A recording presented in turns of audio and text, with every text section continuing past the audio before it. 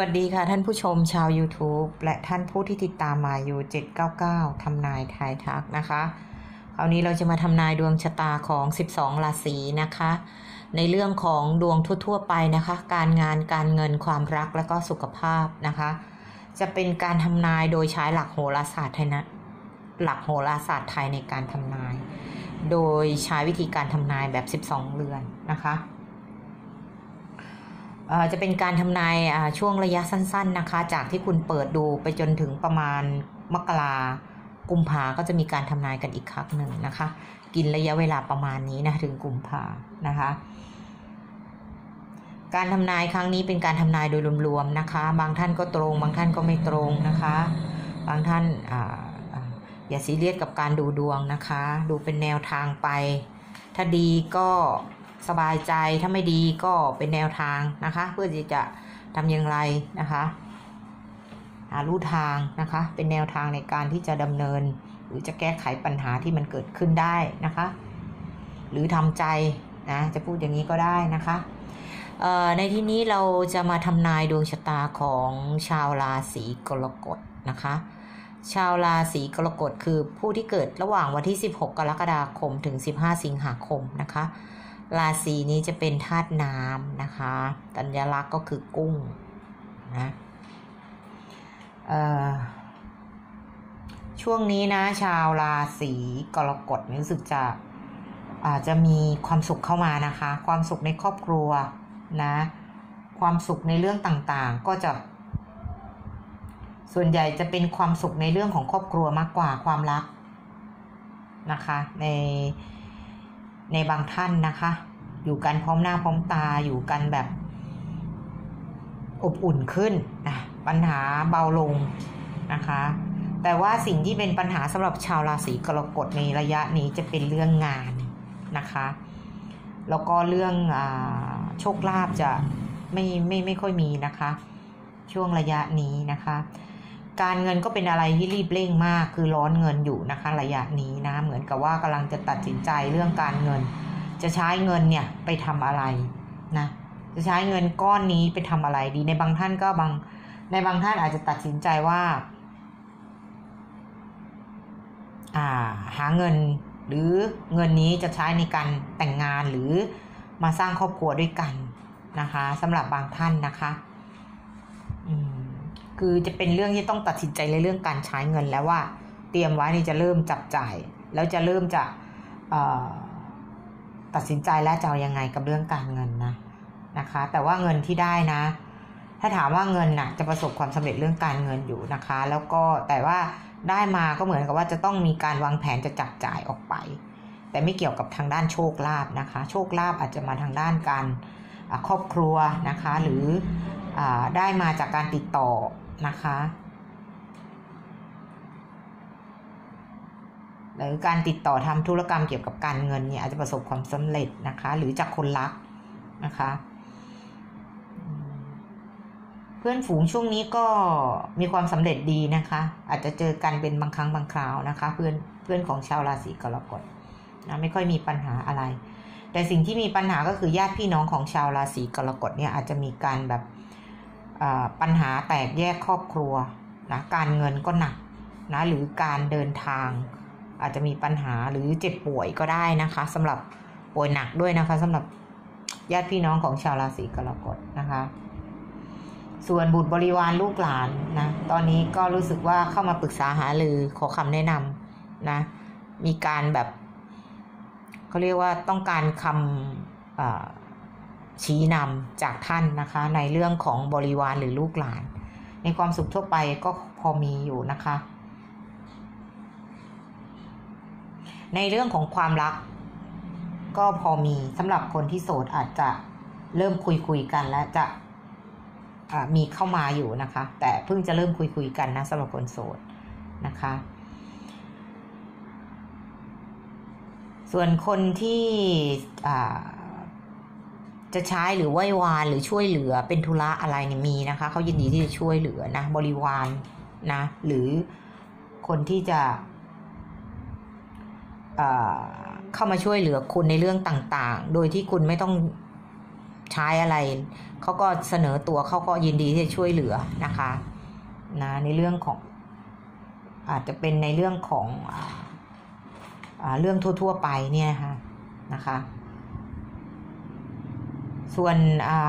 สถานการณ์ความรักคู่ครองหรือสามีภรรยาเนี่ยนะช่วงนี้เป็นอะไรที่ดีมากสำหรับเขานะคะบางท่านอาจจะมีแฟนเป็นชาวต่างชาตินะคะเขาอาจจะมีตำแหน่งหน้าที่การงานหรือบางท่านเป็นคนในเครื่องแบบหรือเป็นคนที่ต่างวัยกว่าตอนนี้รู้สึกว่าเป็นอะไรที่ดีสำหรับเขาบางท่านอาจจะมีตำแหน่งหน้าที่เพิ่มขึ้นนะคะประสบความสำเร็จในเรื่องของคู่รักแม้กระทั่งการลงทุนนะสามารถลงทุนได้ในระยะนี้นะคะแต่ว่าอาจจะให้พ้นปีนี้ไปก่อนนะคะคือค่อยเป็นค่อยไปนะถึงจะลงทุนนะคะค่อยเป็นค่อยไปก่อนนะคะส่วนการเดินทางนะคะการเดินทางบางท่านอาจจะกังวลเรื่องการเดินทางอยู่หรือมีปัญหาของการเดินทางนะคะหรือไม่ได้ไป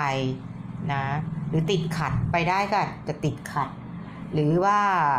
ปัญหาสุขภาพตัวเองทำให้ไม่ได้เดินทางไปไหนมาไหนนะคะสำหรับบางท่านนะคะชาวราศีกรกฎนะคะอาจจะมีอุปสรรคบ้างในเรื่องของการเดินทางไปไหนมาไหนเนี่ยนะต้องระมัดระวังก็ดีนะคะหรือชะลอการเดินทางก็ดีเพราะว่าเดินทางไปคุณจะมีความกังวลหรือมีอุปสรรคในบางท่านอาจจะอุปสรรคของเรื่องสุขภาพไม่ได้ทำให้ท่านไม่ได้เดินทางไปไหนมาไหนในระยะนี้นะคะส่วนผู้อุปถัมภ์นะคะผู้อุปถัมภ์ตอนนี้ก็ยังอย่าเพิ่งเข้าไปเลยนะคะเข้าไปเขาก็ยังไม่ให้ความช่วยเหลืออะไรหรอกนะคะเพราะว่าตอนนี้เขาก็มีปัญหายุ่งเหยิงหลายเรื่องอยู่นะคะเพราะนั้นต้องชะลอไว้ก่อนนะคะในเรื่องการช่วยเหลือของผู้อุปถัมภ์นะส่วนบางท่านเนี่ยอาจจะเคร่งเครียดกับการหางานอยู่นะ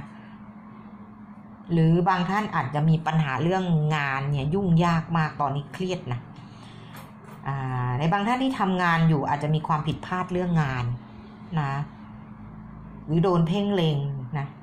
หรือความกุ้มใจหนักใจเรื่องงานที่อาจจะต้องเคลียร์งานให้เสร็จหรืองานล้นมือเนี่ยเครียดเรื่องงาน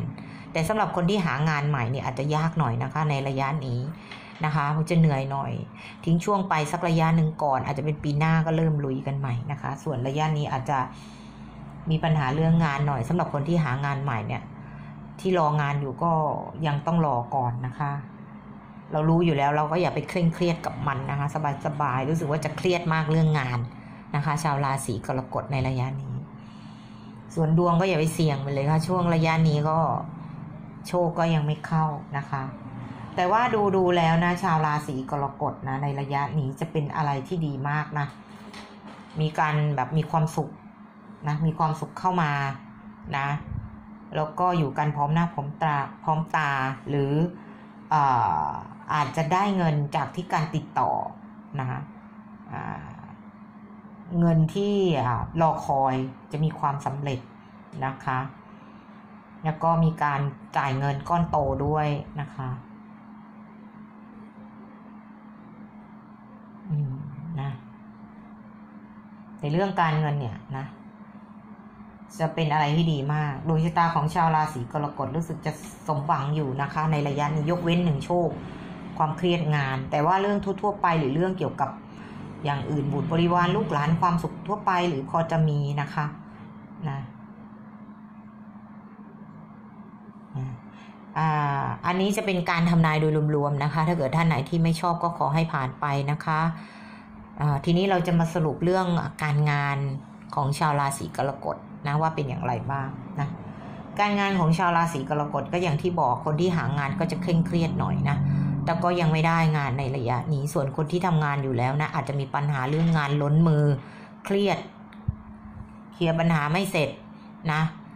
ผิดพลาดเรื่องหน้าที่การงานหรือบางท่านตกลงว่าจะได้งานหรือเซ็นสัญญากันมีการยกเลิกไปหรือการสั่งหรือว่าการติดต่อเรื่องหน้าที่การงานมีการยกเลิกออกไปก่อนหรือเลื่อนออกไปเนี่ยนะในบางท่านก็จะมีการไปขอพรเรื่องหน้าที่การงานขอให้ประสบความสำเร็จเรื่องหน้าที่การงานนะแต่ระยะนี้ยังไม่ได้แต่คุณมีโอกาสจะได้อยู่นะคะ ราะฉะนั้นการลงทุนก็เหมือนกันต้องค่อยเป็นค่อยไปในบางท่านอาจจะเตรียมการลงทุนแต่ก็ชะลอหรือยกเลิกการร่วมหุ้นกันเนี่ยอาจจะมีการเปลี่ยนแปลงนะบางท่านอาจจะยกเลิกการร่วมหุ้นหรือเงินที่ลงทุนไปเนี่ยนะอาจจะรอเงินคุณมีโอกาสได้อยู่แต่ว่าช่วงนี้ก็ชะลอไว้ก่อนก็ดีนะคะเรื่องการลงทุนนะคะแต่งานที่ทำเนี่ยนะอย่าเพิ่งไปลาออกนะคะต้องอดทนทำไปก่อนนะคะนะแล้วจะดีเองนะคะแล้วจะค่อยๆดีเองนะคะสำหรับคนที่ทำงานอยู่แล้วนะส่วนคนที่หางานต้องใจเย็นๆอย่าเครียดมันยังไม่ได้ระยะนี้แต่ต่อไปมีโอกาสได้อยู่เพราะว่าดวงชะตาของคุณมันถึงมันจะเปลี่ยนไปในทิศทางที่ดีอยู่นะคะต่อไปนะคะเรื่องการเงินนะทีนี้มาดูเรื่องการเงินของชาวราศีกรกฎก็ถือว่าประสบความสำเร็จนะคะจากบุญเก่าของคุณที่สะสมมาเรื่องเงินทองหรือการขอพรเรื่องเงินนะบุญบารมีที่สะสมมาเรื่องเงินเนี่ยหรือขอพรหรือการติดต่อธุรกรรมต่างๆคุณจะได้การรับการอนุมัติหรือได้เงินก้อนมานะคะเป็นอะไรที่ดีมากสำหรับการเงินของชาวราศีกรกฎแต่ไม่ใช่เรื่องโชคนะคะจะได้เงินมาอยู่นะเรื่องโชคก็แล้วแต่บุญนะแต่ละคนนะการเงินก็เหมือนกันนะแล้วแต่บุญกรรมของแต่ละคนนะแต่บางท่านเนี่ยอาจจะได้เงินแบบสมหวังเลยนะคะเป็นอะไรที่ดีมากได้เงินตามที่ตั้งใจไว้อยู่นะการเงินเนี่ยแต่พอได้มาบางท่านอาจจะเตรียมเพื่อที่จะจัดการแต่งงานหรือใช้เงินไปในลักษณะที่แบบเร่งด่วนหรือตัดสินใจปุบปับประมาณนี้นะคะ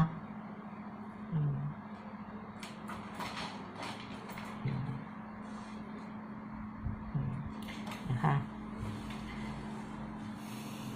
ส่วนในเรื่องของความรักนะในบางท่านก็รู้สึกว่าไม่อยากทำอะไรแล้วเรื่องความรักเฉยๆนะนิ่งๆนะอิสระสบายๆนะไม่อยากมีปัญหาแต่บางท่านที่ขอพรก็มีโอกาสสำเร็จนะสำหรับคนที่ขอพรไว้อาจจะมีชาวต่างชาติเข้ามานะหรือคนต่างวัยเข้ามานะสำหรับคนที่โสดจะมีความประสบความสำเร็จในการแต่ว่าในระยะการพูดคุยกันอยู่เพราะนั้นถ้าอยากดูรายละเอียดเกี่ยวกับความรักนะคะมาอยู่7 กับ 9ก็ทำไว้ท่านแล้วนะคะเกี่ยวกับข้อ2จะเป็นความรักความสัมพันธ์อนาคตความรักส่วนข้อ3จะเป็นเรื่องความรักของคุณและความรู้สึกของเขาถ้าอยากรู้เข้าไปดูได้เลยเราจะรู้สถานการณ์ของคนรักของคุณว่าเป็นยังไงรู้สึกยังไงกับคุณสถานการณ์รอบข้างของเขาเป็นยังไงมีใครหรือเปล่านะเป็นยังไงบ้างเราก็จะดูได้นะคะซึ่งมาอยู่799ก็ทำไว้แล้วสำหรับคนที่เข้ามาติดตามใหม่นะคะส่วนคนที่ติดตามกันอยู่แล้วก็คงจะเช็คไปเรียบร้อยแล้วเพราะรู้แล้วนะคะนะคะก็ทำไว้นะคะ2ข้อนี้มันจะสัมพันธ์กันนะคะข้อ2กับข้อ3นะคะและอีกอย่างหนึ่งนะคะความรักของ12นักกษัตริย์ไม่ว่าท่านจะติดตามใหม่หรือติดตามเก่าเป็นสมาชิกเดิมอยู่แล้วก็จะรู้ไปพร้อมๆกันนะคะเพราะว่าเป็นคลิปใหม่ที่มาอยู่ทำให้กับท่านในปีใหม่นี้ก็คือความรักของ12นักกษัตริย์นะคะก็คือชวดฉลูขานเถาะมะโรงมะเสงมะเมียมะแมวอกละกาจอกุลเนี่ยค่ะทำไว้แล้วเพราะนั้นมีลิงก์อยู่ข้างล่างนี่นะคะเข้าไปเช็คได้เลยทำไว้ให้เรียบร้อยแล้วนะคะอันนี้จะเป็นการแค่บอกเผินๆแบบรวมๆนะไม่ได้เจาะนะถ้าอยากดูเจาะก็อย่างที่บอกนะคะนะถือว่าเป็นอะไรที่ดีอยู่นะคะในเรื่องของความรักนะเพราะว่าบางท่านก็ถึงจุดที่จะต้องเฉยๆแหละจุดนิ่งๆละรู้สึกว่ามันชาชินกับปัญหาประมาณนั้นนะคะส่วนปัญหาเรื่องสุขภาพนะชาวราศีกรกฎในระยะนี้อาจจะมีปัญหาสุขภาพสำหรับบางท่านนะคะอาจจะมีปัญหาเรื่องเรื่องภายในร่างกายนะคะบางท่านอาจจะป่วยเกี่ยวกับภาวะจิตใจนะคะหลอดเลือดไขมันนะคะความดันโรคหัวใจอันนี้บางท่านนะคะส่วนคนที่มีสุขภาพดีอยู่แล้วก็ผ่านไปนะคะสำหรับคนที่มีสุขภาพไม่ดีอยู่แล้วก็ต้องรักษานะคะมีโอกาสที่จะค่อยๆดีขึ้นนะคะเพราะว่าดูดวงชะตาช่วงระยะนี้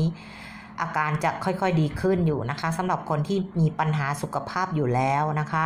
ที่เจ็บป่วยเป็นประจำอยู่แล้วนะก็จะดีขึ้นหรือทรงตัวนะคะ นะก็ต้องรักษาแต่ก็อย่างที่บอกจะดีขึ้นหรือทรงตัวนะคะนะอันนี้จะเป็นการทำนายโดยรวมๆนะคะโดยภาพรวมทีนี้เราจะมาสรุปให้กับชาวราศีกรกฎนะคะว่าจะเป็นอย่างไรบ้างสรุปแล้วนะชาวราศีกรกฎนะจะมีความสุขความอบอุ่นในครอบครัวการเงินก็จะประสบความสำเร็จอย่างที่ตั้งใจไว้เงินจากการติดต่อหรือเงินจากการตกเบิกหรือเงินจากการที่ไปติดต่อธุรกรรมจากการที่ไปตกลงกันหรือได้เงินมาที่แบบรอคอยเรื่องการเงินจะประสบความสำเร็จนะจากบุญบารมีของคุณนี่แหละจะเข้ามานะทำให้คุณมีความสุขนะมีอะไรที่ดีเกิดขึ้นนะคนรักก็ดีนะอาจจะมีตำแหน่งหน้าที่เพิ่มขึ้นนะไม่ว่าจะเป็นชาวต่างชาติหรือคนในเครื่องแบบหรือคนที่มีตำแหน่งหน้าที่ที่ดีก็จะมีอะไรที่ดีๆเพิ่มขึ้นแล้วก็อาจจะได้รับมอบหมายงานหรือได้รับตำแหน่งเพิ่มขึ้นนะคะสำหรับคนรักนะก็จะอยู่กันเป็นครอบครัวก็จะมีความสุขแรงปะทะก็เบาลงนะคะสำหรับปัญหาครอบครัวนะคะก็จะดีขึ้นนะคะโชคก็ไม่มีนะคะงานก็จะมีปัญหาหน่อยสำหรับชาวราศีกรกฎมีปัญหาเครียดเรื่องงานหน่อยนะระวังเครียดมากเรื่องสุขภาพจะไปกระทบได้นะคะแล้วก็คนที่หางานใหม่ก็รอไปก่อนนะบางท่านอาจจะมีการยกเลิกเรื่องหน้าที่การงานนะคะแต่ก็อย่าเพิ่งลาออกนะคะนะต่อไปมันก็จะดีขึ้นอยู่นะคะในระยะนี้มันเป็นแบบนี้นะคะนะเพราะฉะนั้นถือว่าอยู่ในเกณฑ์ที่พอมีความสุขอยู่นะคะสำหรับชาวราศีกรกฎนะคะการเดินทางอีกอย่างหนึ่งก็ต้องระมัดระวังอุปสรรคหรือเลื่อนหรือไม่ได้ไปนะหรือมีปัญหาสุขภาพทำให้ไม่ได้ไปเนี่ยลูกหลานก็ดีนะคะบริวารก็ดีนะคะโอเคนะคะก็ขอจบคำทำนายของชาวราศีกรกฎไว้เพียงเท่านี้นะคะถ้าเกิดท่านไหนไม่ชอบก็ขอให้ผ่านไปนะคะส่วนคนที่ชอบกันยังไงก็อย่าลืมกดไลค์กดแชร์กดติดตามกันต่อนะคะจะได้ทำคลิปใหม่ๆออกมาให้ท่านได้เช็คดวงอีกนะคะโอเคค่ะขอบคุณค่ะ